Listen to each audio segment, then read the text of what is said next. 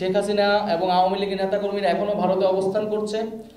ভারত গণহত্যাকারীদের নিজ দেশে আশ্রয় দিয়ে কোনো ভালো উদাহরণ তৈরি করছে না।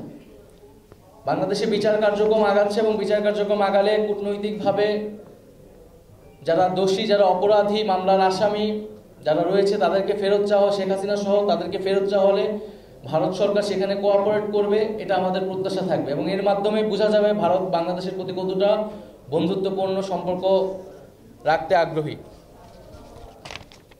আজকের এই আয়োজনে যারা অংশগ্রহণ করেছেন, যারা সাংবাদিক ভাই বোনেরা এসেছেন, যারা শহীদ পরিবাররা এসেছেন এবং জাতীয় নাগরিক পার্টির যে সকল সংগঠক ও নেতাকর্মীরা আজকের অনুষ্ঠান আয়োজন করছেন তাদেরকে আমি আন্তরিকভাবে ধন্যবাদ জানাচ্ছি। এবং আমি আবারও বলবো যে গত 16 বছরে যে বড় বড় রাজনৈতিক হত্যাকাণ্ডগুলো ঘটেছিল, পিলখানা হত্যাকাণ্ড, আমরা 2013 সালের যে শাপলার হত্যাকাণ্ড, মোদী বিরোধী হত্যাকাণ্ড এবং জুলাই গণ অভ্যুত্থানের যে গণহত্যা, এই সকল গণহত্যার জন্য কিন্তু একমাত্র আওয়ামী লীগই দায়ী এবং এই আওয়ামী লীগ রাজনৈতিকভাবে এই হত্যাকাণ্ডগুলো ঘটিয়েছে, বিরোধী দলমতকে দমন করেছে এবং এর সাথে আছে গত 16 বছরে গুমের ঘটনাসমূহ। এই সব কিছুর আসলে বিচার আমাদেরকে নিশ্চিত করতে হবে।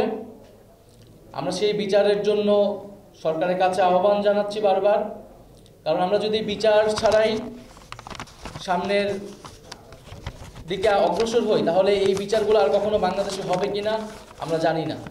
এবং যদি বিচার না হয় তাহলে আসলে যে একটা স্বৈর শাসক যে নিপীড়ন নির্যাতন করে পার পেয়ে যায় সেই ধরনের দৃষ্টান্ত স্থাপন হবে।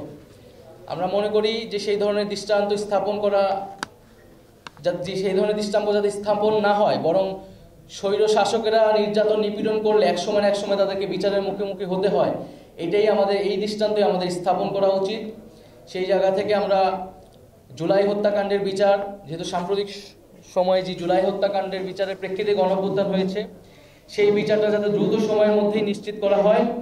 পাশাপাশি আমরা দেখেছি যে পিলখানা হত্যাকাণ্ড, হেফাজতে শাপলা হত্যাকাণ্ড, এই হত্যাকাণ্ডগুলোর অনুসন্ধানেও সরকার ব্যবস্থা নিয়েছে। একইভাবে মোদী বিরোধী আন্দোলনেও এই ঘটনার অনুসন্ধানে এবং বিচার কার্যক্রমে যাতে সরকারের পক্ষ থেকে উদ্যোগ গ্রহণ করা হয় এবং এই পরিবারগুলোর পাশে দাঁড়ানো হয়, সেই দাবি আজকের আয়োজন থেকে আমরা জানাচ্ছি। এবং আমাদের যেই জাতীয় নাগরিক পার্টির বিচার সংস্কার এবং গণপরিষদ নির্বাচনের যে 3টি এজেন্ডা নিয়ে আমরা বর্তমান সময়ে কথা বলছি, সেই এজেন্ডার ভিত্তিতে আমাদের রমজানের পরে আমাদের কার্যক্রম সারা দেশব্যাপী চলবে এবং আমরা মনে করি যে এই 3টি এজেন্ডার ভিত্তিতেই বাংলাদেশের গণতান্ত্রিক পরিবর্তন সম্ভব। আমরা তাই সকল রাজনৈতিক দল এবং সরকারকে আহ্বান জানাই যে আমাদের এই বিচার সংস্কার এবং গণপরিষদ নির্বাচনের প্রতি যাতে আমরা আলোচনায় আসতে পারি